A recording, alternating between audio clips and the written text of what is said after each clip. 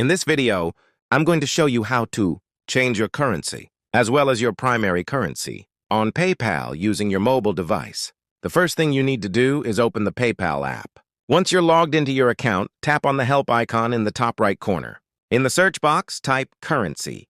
At the top, you'll see a question that says, "How do I convert my money to another currency?"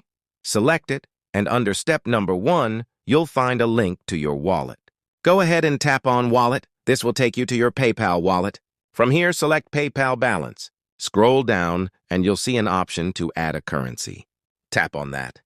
Then scroll through the list and choose the currency you want to add. For example, the euros, and select Add a Currency. As you can see, that currency has now been added to your PayPal wallet. Tap Done. If you want to change your default primary currency, simply tap the 3 vertical dots next to the currency and select Make Primary. And that's it! You've successfully set your new primary currency on PayPal.